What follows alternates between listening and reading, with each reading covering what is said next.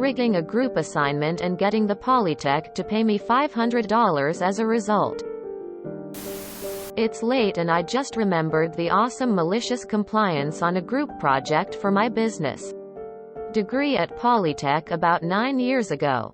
Please forgive my memory. It was my second semester and I've since gone on to complete postgrad. The paper was business computing. It was a compulsory paper for business students. Think accounting, marketing and management majors, and the information technology students, which was an entirely different degree. But both had this same core entry-level paper.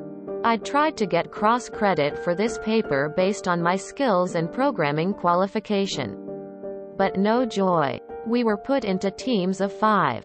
I found my notebook and it says we had to deliver a presentation, website, social media profile on Twitter and Facebook, write a research report and back that up with a spreadsheet containing charts. Yeah, basic ass shit. This assignment is worth 20% of our final grade and another 5% was writing a reflection on what working as a group taught us. I'll circle back to that. Half of the assignment grade was not on our content or delivery. It was based on us having 30 or so marks to hand out to other team members based on their perceived performance. Maximum of 10 marks, or 10% of your final grade, could be given to another team member. I think the marks and the rules are a bit hazy. But what we did isn't hazy at all. Sure enough, like any group project, 3 of us did all the work and 2 didn't even front. Not even for the final deliverable of the presentation. Pity. If they had made our practice beforehand, they could have wised up to our plan. Myself and the 2 others worked out. We could all award each other 10 points. And the 2 project freeloaders whatever was left. But there was nothing to say we had to give them points. So we didn't. So sure enough, we all patted ourselves on the back, nailed the deliverables and scored full marks on the assignment. The other 2 didn't even manage a passing grade and had to retake the paper the next semester. I didn't see those 2 students around after that. Remember that reflection?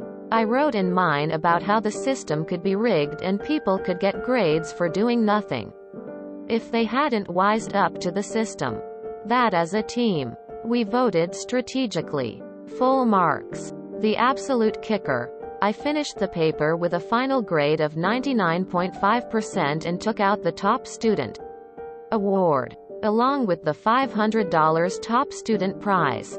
So stick that Mr. Dean of Business School who said I didn't know enough about computers to get a cross credit. You now had to pay me $500. It was the second argument that year he had lost to me. Man, I have an accounting degree. And the group projects with the biz majors was the worst for classes. I had a supply chain management class where one dude not only did nothing, he started text bombing us at 11 p.m. the night before the class to make demands to change the whole project. He never touched IIRC. It was so bad. The ladies had to be walked to their cars because we got to turn in an assessment of fellow students and his was not good. My last capstone class, the teacher was retiring and seemed to be 110% done with group shit, and told us if we had a deadbeat we could vote them off the island. We had a gal that did nothing, so we proactively dumped her. Best group project ever after that. Now we need to know what the first time was. Is doing the assignment as it was designed to be done. Scoring your teammates based on how much work they did on the project, as that part of the assignment is intended to be done. And then winning an existing award for doing a good job. Really malicious compliance? It kind of feels like just compliance. You got an assignment. You did it as instructed. The people who gave you the instruction were happy with the job you did.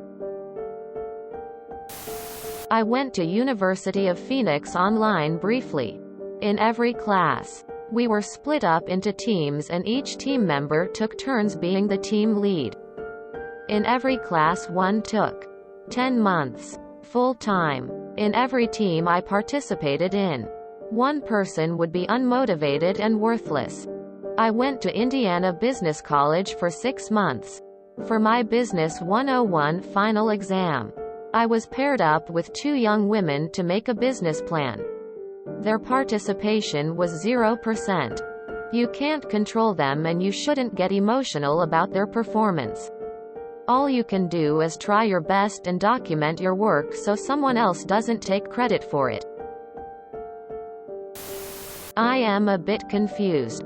So if people wise up and understand the mechanics, they fail? If they knew the mechanics, then they could pretend they didn't and that would lead to a pass? Or is it if part of the team is competent, they can bump out the clueless? This reminds me of when they were repainting a business department classroom and move those classes to a basement room. It was nice to see new faces, but I'm not sure any of the business students were thrilled to see us engineers. Do you have to add an unnecessary brag in every paragraph? Excellent. Handshake. I'm tired of these, it happened 20 years ago, but stories. Depending on how much the class cost you, that $500 may only be a partial refund. Cheers to you if it was profit though. If you enjoyed this video, please check out our playlists full of similar content. MaliciousCast is like doom scrolling for your ears. Please like, share, and subscribe.